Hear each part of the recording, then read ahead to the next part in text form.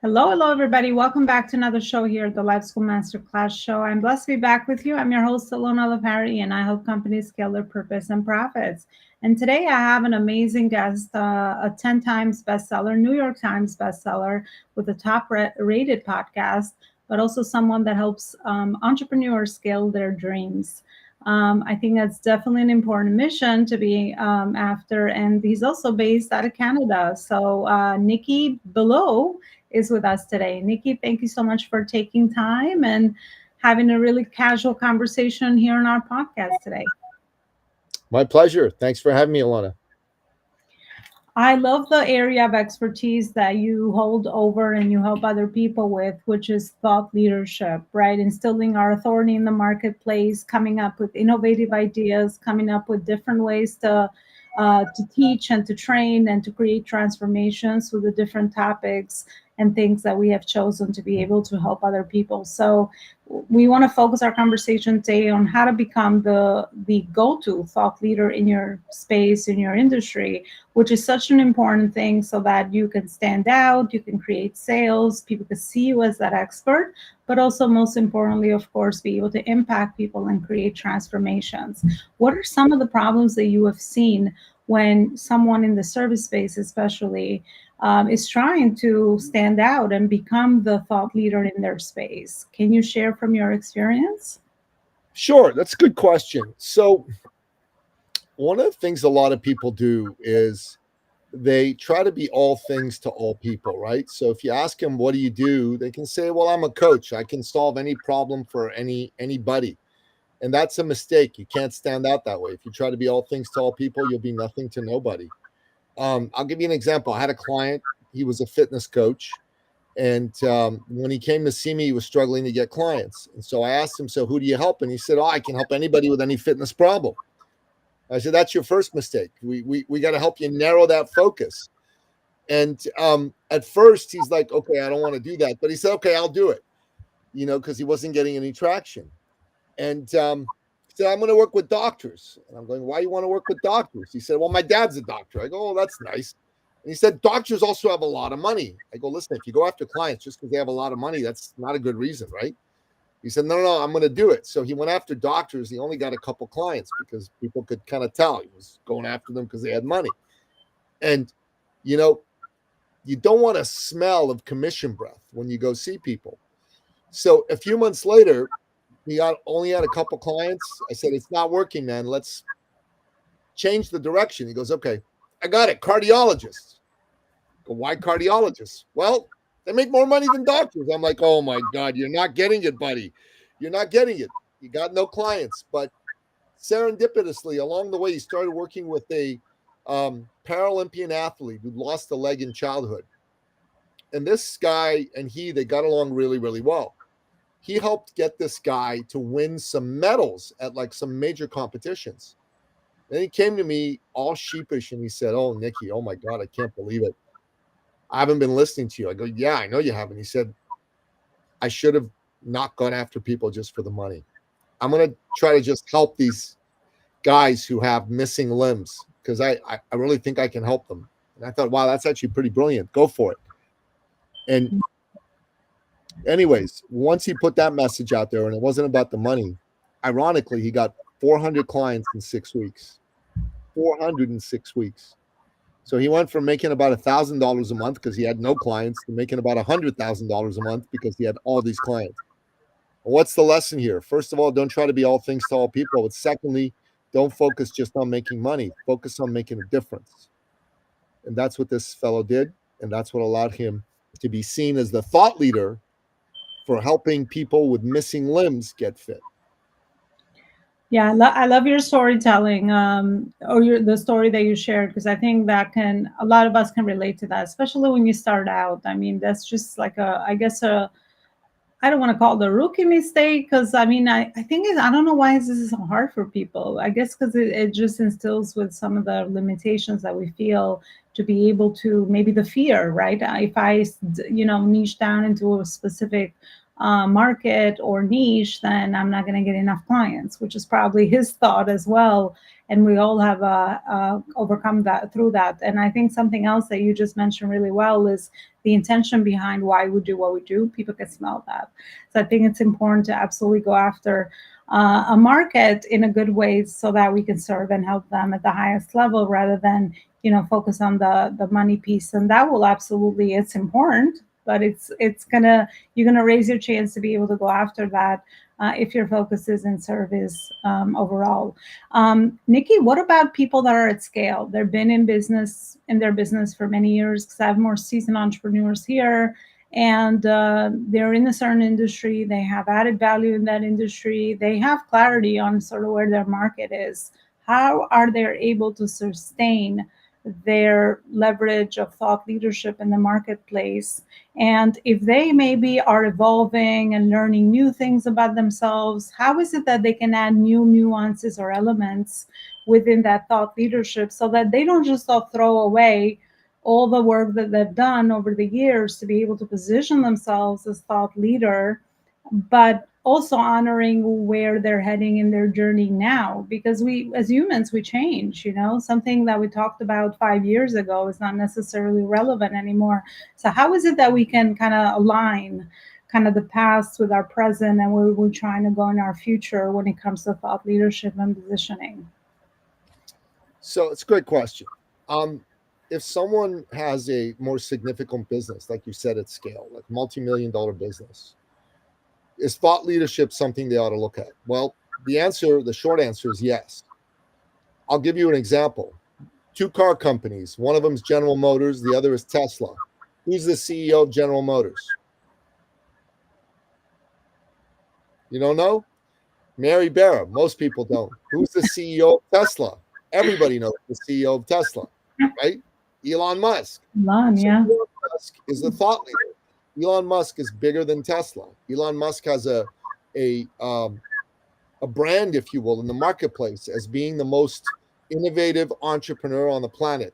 He's got more innovative companies that he's running than maybe anybody in history since Thomas Edison, right? So, in your space, you want to be Mary Barra or do you want to be Elon Musk? You want to be Elon Musk. You want people to know who you are because that way more people will want to do business with you. More of the best employees will want to come and work for you, and more investors want to invest money in you. And the way to do that, honestly, is you've got to learn how to take who you are and your expertise and put it out there in such a way that it's authentic, it's real, and it's not just a marketing gimmick. And nobody believes Elon Musk is talking out there in the marketplace because of marketing gimmicks. Everyone believes this guy's out there because he's talking about things that he's passionate about and that are relevant to many, many, many people. There's so many people that are buying from Tesla, um, signing up for X, buying the products of companies like Neuralink and Starlink because Elon Musk is associated with those organizations. And you think Mm. about that, if you're a CEO, you're a founder, you can be the Elon Musk of your space. You don't need to be Elon Musk himself, but you can be the Elon Musk of your space. And all you got to do is you got to learn how to very definitively and methodically put yourself out there in a way that people get to know you as a human being, but also get to know what you're passionate about in business and why you do what you do beyond becoming successful and rich. Yeah, good point and good examples for sure. Yeah, you got me thinking on the first one. I'm like, whoa, who is a CEO? But yeah, I love it because you know what? It's going into the next point, which we usually talk about here, which is authenticity. So that, the highest level, at that high level, I should say, at the highest levels that we want to go and evolve into, authenticity becomes more important, right? Your own unique way that you bring inside around the topics that you've chosen to talk about, or maybe sharing your experiences So I love that that's actually where we are actually heading with that. So then I guess let's kind of dive into how to become a thought leader. So what are some of the best practices that you have learned from your experience that you could share with us, not only to become one, but to sustain our thought leadership? I think the second part is something that's even more important than the first one. And a lot of people don't talk about that. It's just like success. Everybody talks about reaching success, but then how do we keep success going and how can we sustain it? What are your thoughts? Good question. I'll tell you something. Thought leadership is a process, not a light switch. And you are not going to become a thought leader by following one or two things. So people think, okay, I'm gonna post on social media every day. I'm gonna hire a bunch of VAs and they're gonna post on 18 different platforms, and that'll make me a thought leader. No, I'm sorry, it won't. It'll just make you somebody who's got a lot of posts on social media. And if you think that makes you a thought leader, you're wrong. It doesn't. The number one thing you got to do to be a thought leader is think, think, think deeply about things. Posting, excuse my language, but bullshit posts that have no real value to people and are just cliches, which is what most people do and think that makes them a thought leader, is garbage. Think about the issues, come up with original ideas. If you're unwilling or unable to do that, you're never going to be a thought leader. You're going to be an influencer, but not a thought leader. And no offense, but being an influencer is not especially valuable to people. It's not especially good for your long term brand. Like Elon Musk, to use him as an example, he thinks deeply about issues and he talks about that regularly. He uses his platform on X to talk about the subjects which he's passionate about. And people listen because they know this is a man who thinks about things. While if you just go online and say something along the lines of, if you want to be successful, you need to work hard. Yeah, that's true. But how valuable is that to anybody? Not very. Not very. Let's be honest, right? Thought leadership is about being useful and valuable to others. And you can only be that way if you take the time to think through what it is you're supposed to be an expert in and then communicate it in a thoughtful manner. Wow, I love that. Food for thought. It's right in the word, right? And we skip that. Like, think. You actually got to think. It's not, I mean, it's easy to rinse and repeat and share quotes and all of that. But then, everybody else is doing that. So that's really not what this is. So it's really think deeply and work on your awareness and your consciousness, stuff that we talk about here a lot too. And clarity around certain things in life and kind of share those from that, from that method of authenticity. Nikki, you got me. Well, I think this conversation reached exactly where I think it's another big pain point for a lot of people, which is usually what happens when people go deeper into topics or think about their own unique perspective ways of, that they think about issues, engagement usually drops. At least, I mean, this is not obviously a fact, but that's kind of what I've seen with my personal journey and also a lot of the people that I've seen and supported, or kind of the environments that we're surrounded by, which is mostly virtual nowadays. I mean, is that true, or what are your thoughts on that? So do people want more of the entertaining stuff, like things that they don't want to think about on social media because it's more like a quick, consuming content, they're scrolling past? I find that a lot of the deep thought, educational, like insightful content, I don't know if it actually gets a lot of engagement. Now, that's my first question. And my other one is, should we care about that if people are still watching and they're still absorbing this information? And how do we kind of think about that? Because that's what I've noticed is another thing that's happening. Another good question. So let me ask you something. Would you rather have 12 really great friends that you do a lot of things with, that you trust with your life, and they can trust you with theirs? Or would you rather have 10,000 really shallow friends that you say hi and bye to, but you really have no powerful relationship with whatsoever? Maybe the first one. It's not about numbers, it's about depth. And I would rather speak to one person in this conversation, you, to connect deeply with you, to get you to think, to see if there's a way that I can move the needle for you and open up an opportunity for us to maybe collaborate or do business together, than to have 100,000 people listening to your show going, wow, that Nicky, he has a cool beard. So what? You know what I mean? It's far more important to find the people that want what you're passionate about than for you to try to be something you're not to attract people who couldn't care less in the first place. Wow, that was deep.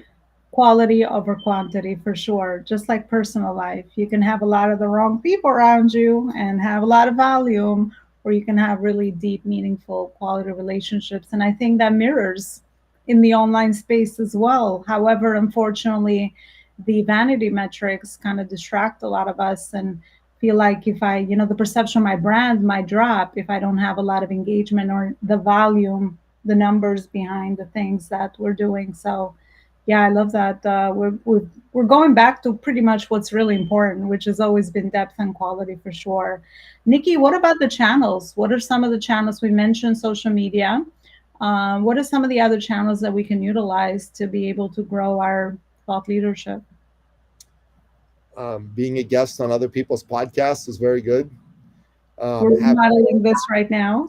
yeah, having, having your own podcast is good. Writing books is excellent. Speaking on stages is good, either virtual or live ones. Going to meetings, conferences, all of these are important and good. Mm.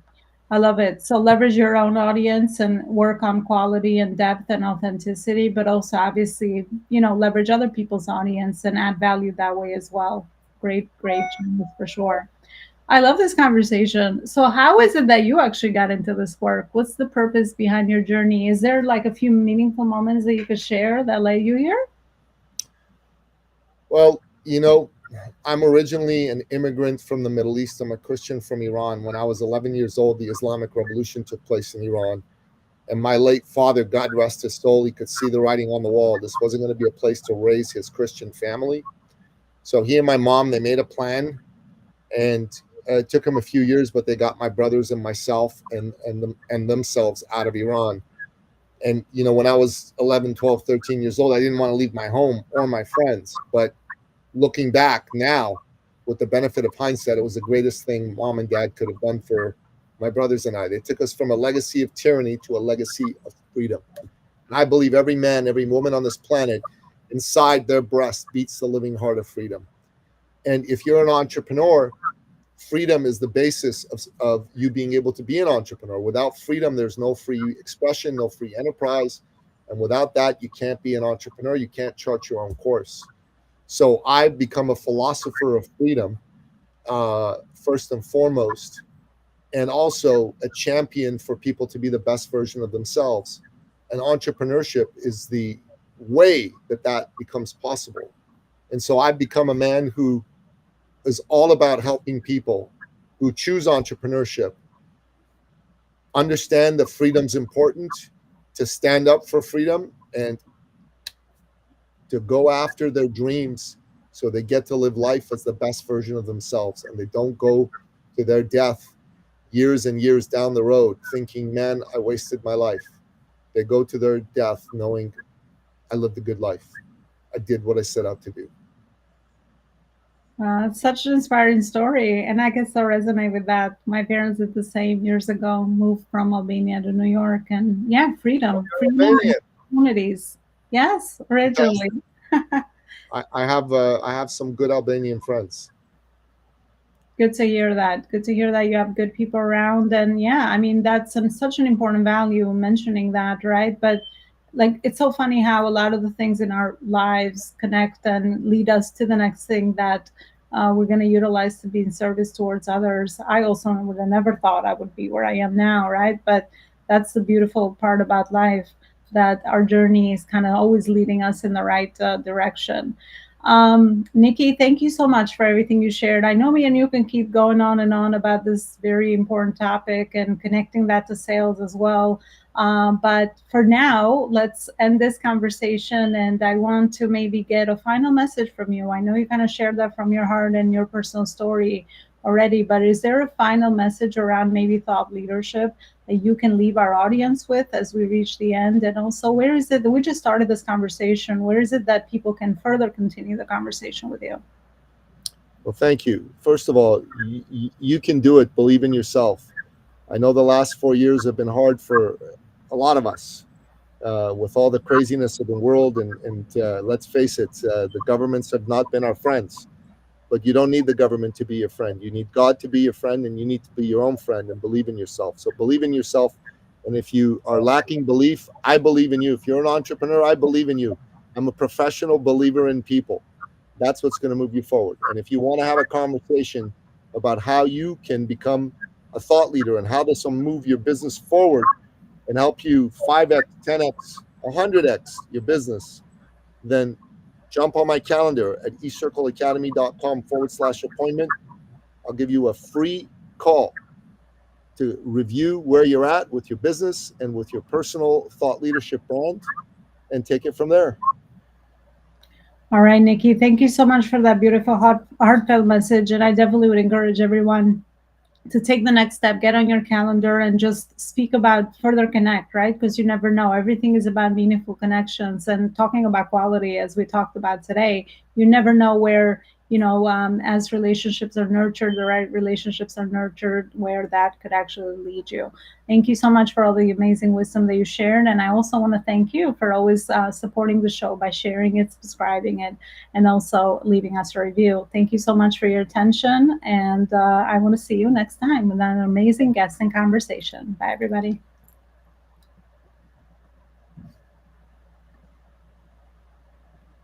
Are you looking for paid TEDx, podcast, and free visibility speaking opportunities with other like minded audiences to put on your calendar? Speaking is one of those daily operational activities in our service based businesses so that we can expose the visibility that we have, but also share our message and share our work with new audiences every day. Inside our C suite community expert program here at the Life School, we have made this very, very simple for you. It's a plug and play system. You just fill out forms and also place speaking opportunities onto your calendar without any overwhelm. We will strategically introduce you to high level quality connections that will move your mission and vision further faster. And also, you'll get to participate in our own speaking events, magazine, and podcast opportunities that we have here at the Life School with an audience and community of over 30,000 seasoned CEOs. For more information, I would love to invite you to go check out our website at alonaloparicoaching.com/C-suite program.